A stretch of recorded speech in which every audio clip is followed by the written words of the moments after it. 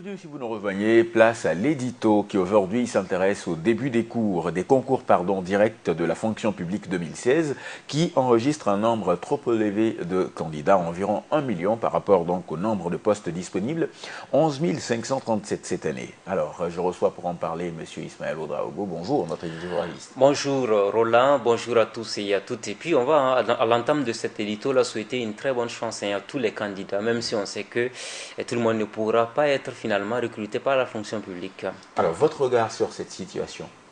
Alors d'abord, les chiffres sont assez éloquents. On a 1 million de candidats pour environ 12 000 postes à pourvoir. Et quand vous faites le calcul, vous êtes environ à 86 000 candidats pour un poste à pourvoir.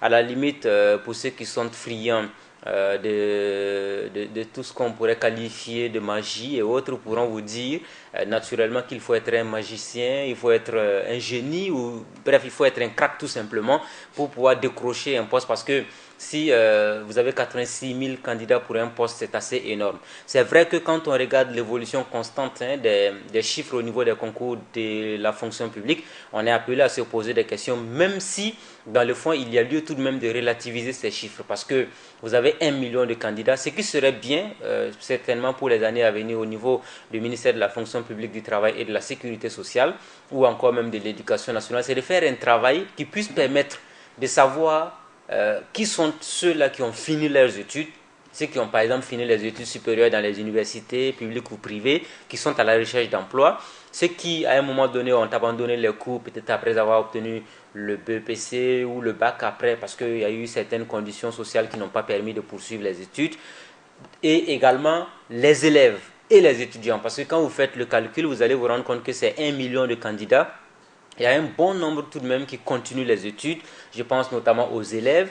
Beaucoup d'élèves aujourd'hui sont candidats. C'est le cas par exemple des concours liés donc au BEPC. C'est la même chose au niveau des concours liés au bac où vous avez beaucoup d'étudiants qui sont également candidats.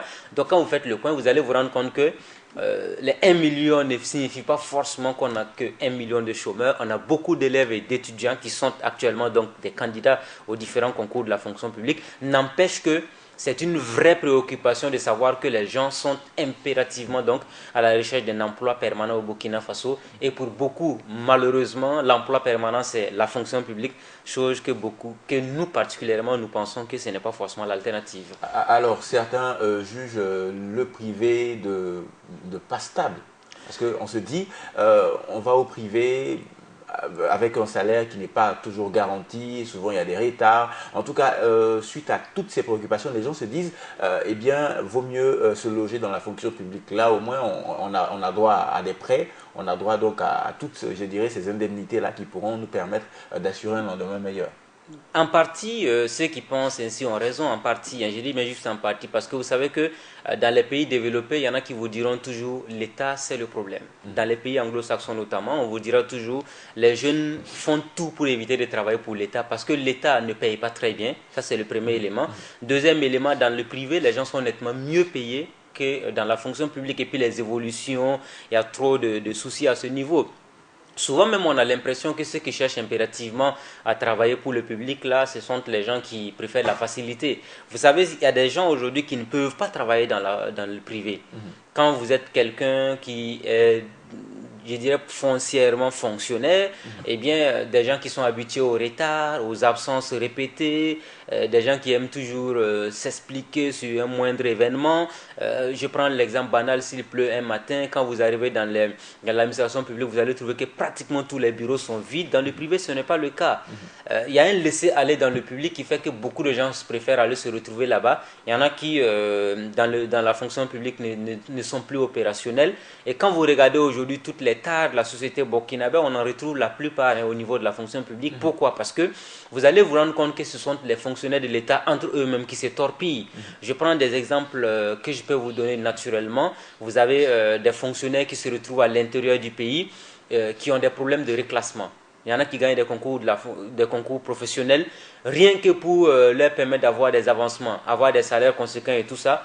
Il y a à Ouagadougou ici des gens qui sont assis qui bloquent les dossiers, qui sont assis, qui n'attendent que la corruption pour pouvoir faire avancer les dossiers des gens. Sans oublier le fait qu'il y en a qui vont, par exemple, dans certaines institutions de l'État pour payer des impôts, des taxes, et toujours des absences, des retards. On a parlé ici également des appels d'offres au niveau de l'État où ceux qui doivent donner les dossiers, là, souvent viennent à 11h pour repartir à 12h30. Tout ça n'avance pas l'État. Est-ce que l'État doit continuer à prendre des gens qui ne travaillent pas bien? Ça, c'est un premier élément. Le deuxième élément majeur qu'il faut signaler, c'est vrai qu'on peut dire que le privé n'est pas forcément stable et tout, mais on n'est pas forcément obligé aussi d'être un fonctionnaire de l'État pour être quand même un élément clé de développement dans son pays.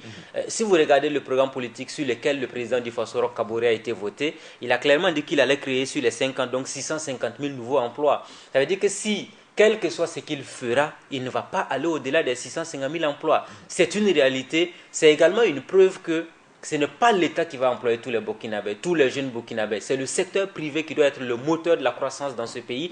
Parce que notre intime conviction est simplement que si l'État burkinabé, si les fonctionnaires de l'État, actuellement on en a 157 000, tout au plus 160 000 fonctionnaires, si ces 160 000 fonctionnaires-là travaillaient véritablement en matière de rentabilité comme le faisaient les acteurs du privé, le Burkina serait très loin. Parce que vous allez voir que toutes ces personnes vont être recrutées, ils savent les conditions dans lesquelles ils sont en train d'être recrutés, mais dans 2 ou 3 ans, quand beaucoup vont sortir de l'école, c'est des grèves à n'en pas finir, parce qu'ils veulent des revalorisations salariales à n'en pas finir. Alors qu'on sait pertinemment que quand on va se bousculer pour avoir un concours niveau BPC, niveau bac ou encore niveau licence ou ainsi de suite, vous savez le salaire qui vous est réservé, vous savez également les conditions dans lesquelles vous êtes en train de vous engager. Mais pourquoi est-ce que régulièrement, de façon continue, on assiste à des grèves, à n'en pas finir, alors que les uns et les autres, en allant dans ces concours-là, savent ce à quoi ils doivent s'y attendre. Donc vous voyez un peu que c'est la délicatesse de la chose. L'idéal serait qu'on ait un secteur privé fort, un secteur privé qui peut créer vraiment des emplois. Ah oui. Parce qu'on a quoi? Mais qui emploie difficilement quand même. Oui, qui emploie difficilement parce qu'il ne suffit pas non plus de remplir les entreprises privées de salariés et ne pas être capable de les payer. Oh, ça, c'est une réalité à laquelle beaucoup d'entreprises sont confrontées. Vous pouvez dire que vous avez, souvent même il y en a qui vous diront, je préfère avoir peut-être 30 ou 40 fonctionnaires employés tout au plus, bien les payer, que d'avoir 70, 80 ou 100 fonctionnaires et incapables de les payer ou encore de leur donner des petites sommes d'argent. Donc voilà la réalité à laquelle on est confronté. L'idéal, la grosse alternative à ce problème d'emploi au Burkina Faso serait d'avoir un secteur privé fort. Voilà pourquoi on a toujours parlé de l'impérieuse nécessité d'avoir, je dirais, la relance économique dans ce pays. Et une relance économique, cela s'entend, la stabilité, la paix sociale et tout ce qu'on veut. Si le pays n'est pas stable, les investisseurs qui sont à l'étranger, qui veulent venir investir au Burkina Faso, se rendent compte que dans ce pays-là, quand vous allez investir, la force publique ne maîtrise pas des manifestants de toute nature. Tenez-vous bien, si moi j'ai mes milliards que je vais investir dans un pays, que je vois des scènes de cette nature-là, c'est pas évident que je vienne investir. Alors, auprès donc de la fonction publique, le secteur privé qui sont des pourvoyeurs d'emploi, il y a aussi une autre alternative, l'entrepreneuriat, donc qui se fait difficilement malheureusement. Est-ce une difficulté liée à notre système éducatif ? Non, vous savez que depuis pratiquement 5 ans maintenant, il y a un terme qui a vu le jour au Burkina Faso, un terme du reste émergent, je le dirais ainsi. Alors, il s'agit de l'adéquation formation-emploi. C'est un joli mot, c'est une belle illustration de ce que l'on veut donner à la création d'emplois pour la jeunesse du Burkina, mais il se trouve que dans le fond, ce n'est pas le cas. Notre système éducatif continue de former des chômeurs, malheureusement. Des futurs salariés. Ouais, du coup, vous savez, quand vous prenez l'enseignement général, on ne peut pas continuer aujourd'hui à prospérer dans cette dynamique-là. On est en train, prenez les exemples, les programmes même, les curricula et également les matières qui sont enseignées. Les enfants burkinabés passent tout le temps à apprendre des histoires qui vont... C'est vrai que ça peut servir pour l'histoire à la longue, mais aujourd'hui, quand vous regardez par rapport à ce que vous faites comme travail au quotidien, ce que vous avez appris à l'école, souvent, il y a un hiatus terrible. Donc, du coup, il faut qu'on arrive à réadapter. Qu'est-ce qui pourrait sortir le Burkina Faso du sous-développement? Voilà un exemple banal qu'on peut faire. À l'origine, on avait soulevé le cas des écoles d'agriculture qu'on pourrait avoir dans les villages les plus reculés du pays, où on va permettre aux jeunes d'aller à l'école, apprendre les b.a.-ba de l'éducation, mais également apprendre à avoir une meilleure pratique agricole. Et la meilleure pratique agricole, c'est quoi? C'est de travailler à faire en sorte que, si vous avez une saison pluvieuse dans un pays comme le Burkina Faso, qui ne va pas au-delà de 3 ou 4 mois, qu'on arrive à apprendre aux jeunes à savoir cultiver. Ça veut dire qu'est-ce qu'il faut cultiver à cette période-là pour atteindre l'autosuffisance alimentaire et avoir une production agricole importante qui puisse être une alternative à la question alimentaire au Burkina Faso. Et aussi, voilà, ça, c'est créer une des emplois. solution, je dirais, à la limite, miracle pour un pays comme le Burkina. Quel que soit ce que nous sommes en train de dire ici, nous avons 80% de notre population qui vit de l'agriculture. L'élite, c'est Ouagadougou, c'est Bobo, c'est Waïguia, c'est Koudougou, c'est Fara, un peu les grandes villes. Même là, à partir de cette période-là, vous allez voir que 90% de cette population encore repart dans les champs. Mais qu'est-ce qu'il faut faire pour que cette production agricole soit à la hauteur des attentes de notre population? Ce sont les écoles liées donc à l'agriculture. Je pense que le programme a été lancé à Tenkodogo lors de la Journée nationale du paysan. Le président est revenu dessus. Ça pourrait être une solution parmi tant d'autres. Parce qu'à notre humble avis, ce qui est très important dans le contexte du Burkina Faso, là, il faut qu'on arrive à se dire, quand un élève rentre en classe de CP1, il ne rentre pas pour apprendre IOA. Comme on le voit à l'école primaire jusqu'en CM2, on lui donne le certificat. Après, il passe le BEPC, le bac, ainsi de suite. L'enseignement général a montré ses limites. Regardez un autre exemple type banal qu'on a aujourd'hui au Burkina pour ceux qui ont des grands chantiers et autres. On vous dira que les finitions des maisons, très souvent à Ouagadougou, ce sont des jeunes des pays limitrophes qui viennent le faire. Pourquoi? Nous, nos jeunes sont là, beaucoup n'ont pas les mêmes compétences.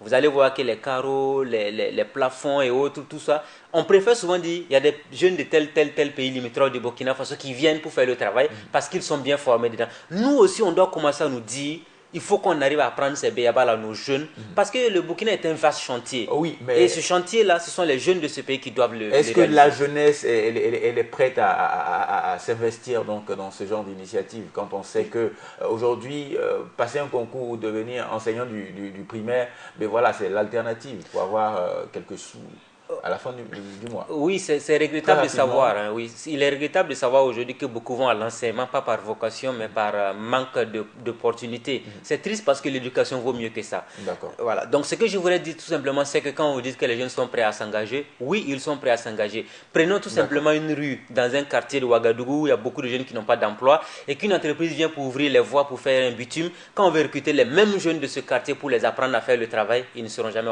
hostiles à cela. Merci beaucoup. C'était l'édito que vous pourrez retrouver, chers téléspectateurs, sur notre page Facebook Burkina Info TV.